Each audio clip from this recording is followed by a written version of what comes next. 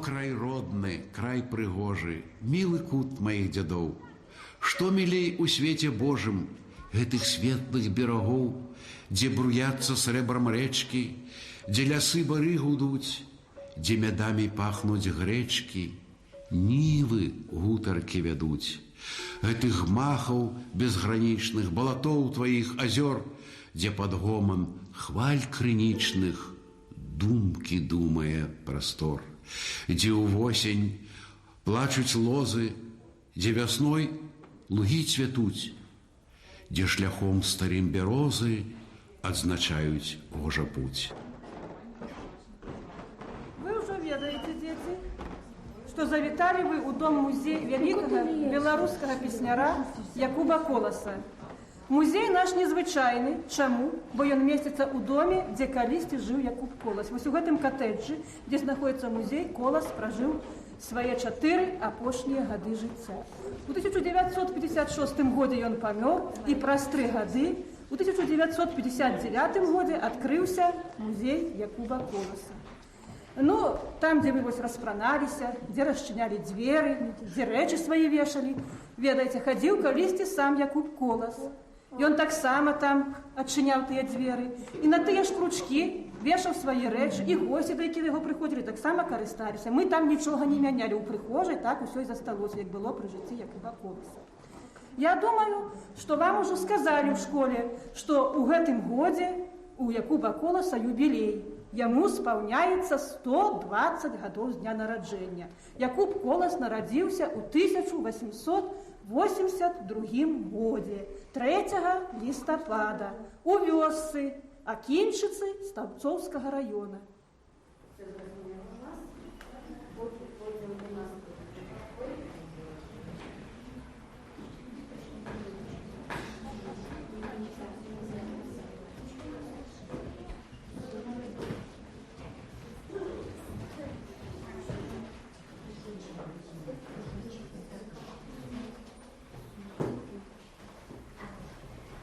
Гэты пакой належаў Михаилу Константиновичу. Вы можете з ним познакомиться. Если сегодня до нас пришел в гости.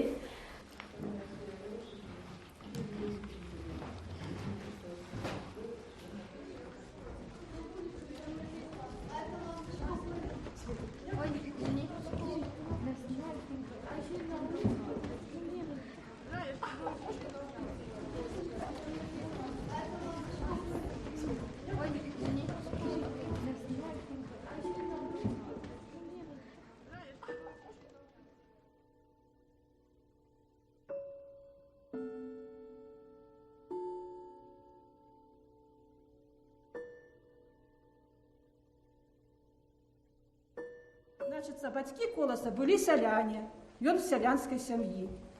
Там жа ён першыя веды атрымаў, вучыўся ён у дырэктара, у хатніх настаўнікаў, вось не так, як цяпер у школу хадзілі дзеці. Тыя вёскі, дзе Кола жыў, у лесе знаходзіліся, школ там не было. Сям'я у бацькоў Коласа была вялікая, усіх 13 дзяцей нарадзілася. Правда, 4 памёрла, 9 у жывых. Вось у Якуба Коласа было 8 братоў і сясцёр. Ну, а потым ён падрос і ў школе вучыўся, у вёсцы Мікалаіўшчына, гэта таксама радзіма Коласа лічыцца. Ну, толькі не так, як вы 10 гадоў, 11 вучыўся, ён толькі 2 гады ў школе вучыўся. Ну, а крышачку яшчэ пазней ён вучыўся в семінарыі, закончыў ён Нясвіжскую настаўніцкую семінарыю і працаваў настаўнікам. Так што Колас быў не толькі пісьменнікам, быў ён яшчэ і настаўнікам. Ну, а потым, вось, пасля семінарыі ён жыў ужо не ў Стаўбцоўскім раёне, а ў Пінскім раёне. А пасля Пінску ён быў у Расіі 5 гадоў, на радзіме не было яго тут. Калі ведаеце пра рэвалюцыю, з 17 па 21 год не было Якуба Коласа на Беларусі, ён быў у Расіі. А з 21 году Колас пасяліўся менавіта у Мінску. У Мінску Колас жыў з 1921 году, да апошніх дзён жыцця.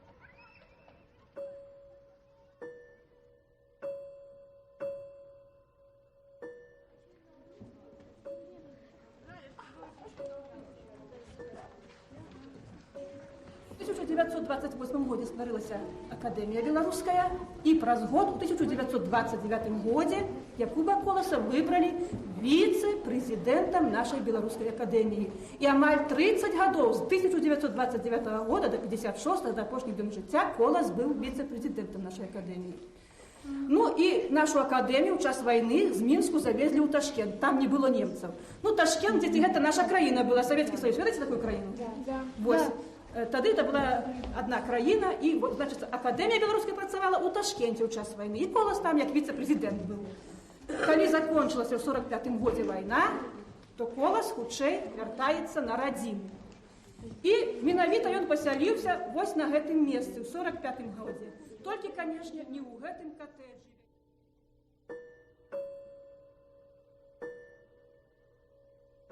І уявіце, што вось за гэты стол садзіўся Якуб Колас, калі быў жывы, пісаў свае творы пасляваенныя. Ой, я видел такую. Фишечки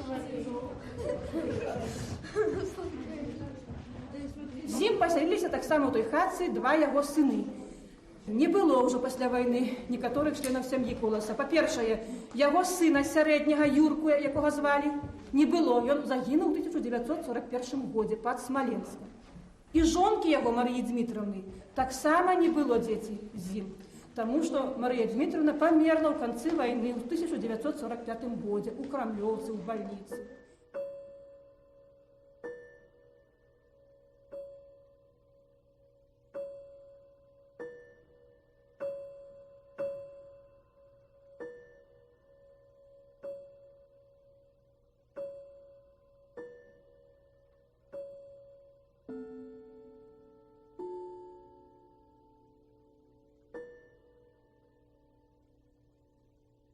Можа, нагадаем дзіцячыя творы, якія напісаў Колас? Не хочаце нагадаць? Нет, какие? Мы что нагадать, да? Ну, я вам нагадаю. Хочаце? Магчыма, вы чыталі такі верш. Не сядзіцца ў хаце хлопчыку малому, кліча яго рэчка, цягнуць санкі з дому. Чыталі такі верш? Або такі: уцякай, мароз, дзядуля, чуеш ты, стары ці не? На пагорках гулі, булі, песні, чуецца вясне. А яшчэ такі: міжалешын кустоў, дзе пяе салавей, і шуміць і грыбіць срэбразвоны ручэй. І гэтак далей. Ну, яшчэ, магчыма, чыталі такую казку «Рак-вусач».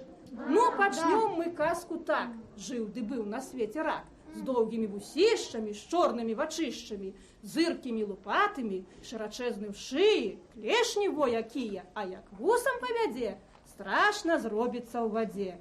І гэтак далей. Вось гэтыя вершы вы чыталі, і апавяданні, і казкі чыталі малымі, а пойдзеце яшчэ ў старэйшых класах, будзеце вывучаць далей творчасць Коласа, таму што, ведаеце, ён пісаў для ўсіх узростаў, і для малых, і для дарослых, і Сымон Музыка, і Новая зямля, і трылогія наростання.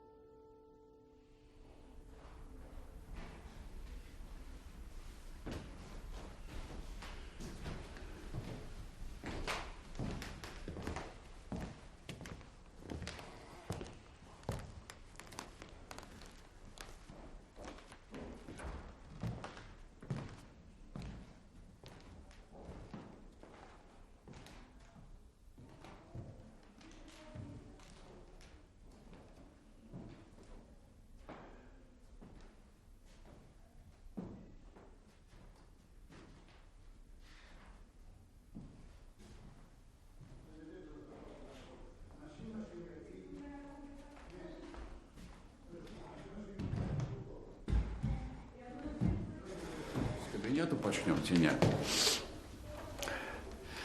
Ласка, значит, ну, вот это, тут кабинет брата моего, тут он працював і знаходився. Ну, речі трошки переставлені, але ну, все-таки нагадують увогуле ту обстановку, яка існувала при житті Колоса, і коли ми тут жили. От, тут же і прийомничок був, і машинка стояла. Ну, шафа это, по-моему, была у меня, но это не важно. Ну, а тут мой кабинетик был, ну, вот стол той был тут размещенный.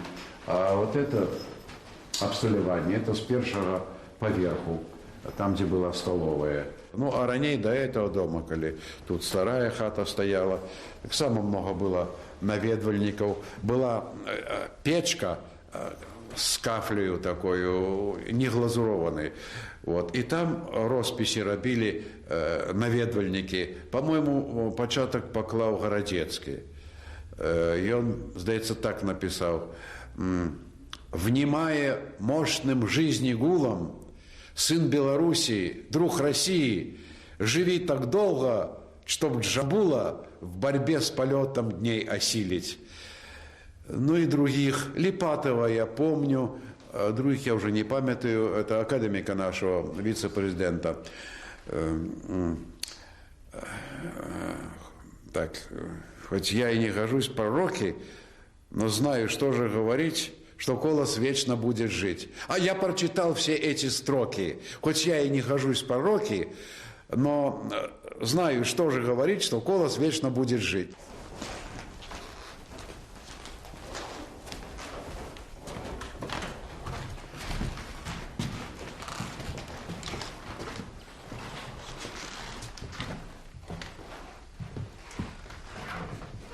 Ну вот, а тут уже меморіальний кабінет, так і все тут було раніше, так і засталося, і ти ж і годинник, і барометр. Ну, здається, не цей барометр Колос виносив однойчі на двор, коли пішов дощ, довго дождю не було, вот, а він сердував, хотів, ну, землі треба дощ, і, ну, і так уже, може бути, чарку випивши, понес, вот тобі, хай тебе намочить дождь, что ты не показываешь участие дождю. Ну и тут же были его и рукописи, прилады все эти письмовые. Описал он, звучайно, только пером 86-м. Это вот его было обставлено. Ну, а почерк ровненький был, это уже тут, видать, хворые опошние эти, что это письмо. Скринка была, значит, з тими самими квитанциями о пересилці грошей, ну, тим людям, які просили, бывали допомоги, там где-то больше на 100 тысяч, по тим часам это великие гроши были перелічені. Но тут приемничек стоял там у его, есть, он не заховался, у меня тут его тоже немає, там. А, вот, это стоит, тут другий приемник стоял. Вот так что он тут, была спаленка его, а тут кабинет. Ну и шафа с книгами. Книги в большости свои подарованные людьми. Ну и так, конечно, опошние годы Колос адчуваўся вельми одиноко, хоть мы и приходили до его. Вот, и все-таки один адчуваў вельми одиноким. Ну, а тут был балкончик, куди інший час виходив. Да, и были его киочки, палки, и он любил сам. И там еще в музее есть вырезать вот что-нибудь такое с груши, как все-таки можно было ходить уже с допомогою киочка. Бо у апошнія годы він вельми хворів, запалением легких больше 25 раз, и с ногами кепска было. Но это, магчыма, тому, что он усё жыццё курыў. Он говорил, что 6 гадоў пачаў курыць. Курили там березовый лист, еще такую тытун, там всякую ерунду. Ну и, конечно, это сказалось на здоровье, и уже у конце життя, ну что, с метров 100 пройде, и уже треба присесть, ноги наливаются как бы свинцом, тяжко. Поэтому так уже у лесе, коли я апошні раз з ним ездил, перед тем, як ездил на спартакиаду, у лесе так он походить, ну, машины подъезжали, после присядя на хвойцы, посидеть, и после и снова. Ну, грибы любил сбирать, и меня тягал все життя, можно сказать, за собой в лес. Ну, а зимой, еще раней, так стежки прочистить пройдет, это перш за всех, чем кто-нибудь. И еще и дров принесе, ну, я кажу, ранее, довоенные часы. У хату, у печку, да кожу маті своих сынов старейших ущувала, что ж вы, батька приносит дрова, вы же такие здоровые, что вы не можете. Ну, а ты принес, и дякую. Вот так. Ну, вот тут мне с батьком притягнули с ботаничного сада дуб, там стоит, он 4. Ну так и он уже ходил, его поливал азотными удобрениями, да перебольшил, и это листики завяли его, так он уже после так переживал, что будет с дубом, отливали водой, ну, одышел, и самый могутный дуб зараз. За своим рабочим столом Якуб Колас помер от сардэчнай недастатковасці. Калі яго не стала, то вядомы беларускі паэт, яго завуць Сергей Грахоўскі, пісаў вялізны верш, у якім 11 слупкоў. Конечно, прысвяціў ён памяці Якуба Коласа. А я вам просто хочу пачытаць з гэтага верша 4 радочкі, каб вы уявілі той час, як перажывалі людзі, калі не стала Якуба Коласа. Сягоння журацца бары на Беларусі, прыбіты сцежкі кроплямі расы. Замоўкла песня на шырокім лузе і падаюць на пожню каласы. Сумна стала, правда? Да. І вось тыя людзі, якія бачылі пахаванне, расказвалі, што плошча была ўся забіта людзьмі, якія прыйшлі з ім развітацца. Ім не было места, ім было цесна, а яна не малая. Вось уявіце, колькі людзей хацелі развітацца з Коласам.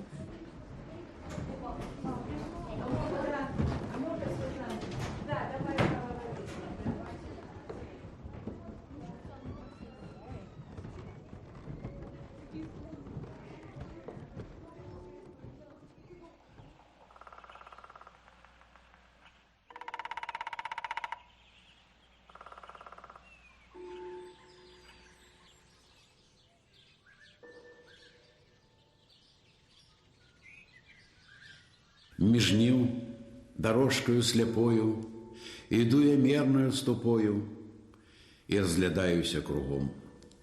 Под ясно-синею страхою, чеюсь дбалую рукою, збудован мне просторный дом. Утульнаў им, добраў им полно, и всюды мудрости безмолвной видна спрадвечная печать. На ветравеях нібы волна плывуць хмуринки так чароўна. Куды плывуць? Чаго маўчаць? Унь там рачулка срэбрам літым бяжыць па жолабе размытым, і цэлы свет жыцця нясе. А луг зялёным аксамітам, венкамі кветак апавіты, разлёгся ў роскашы красе. Дубы, сябры мае самоты, увыси небом кнуць узлёты, сукі раскінуўшы вакол. А колькі згоды і пяшчоты у тых пясках, што пазалотай, вакол баркоў ляглі надол. Як много волі і разгону, як много песень, шуму, звону, дзе не паслухай, не зірні. Свае тут звычаі, законы, і ў кожнай песні свае тоны і свой адбітак глыбіні. Іду я, дом свой аглядаю, ды сам з сабою разважаю. А на душы такі спакой. І песня нейкая жывая у дружны тон адзін спявае, і з гэтым небам і зямлёй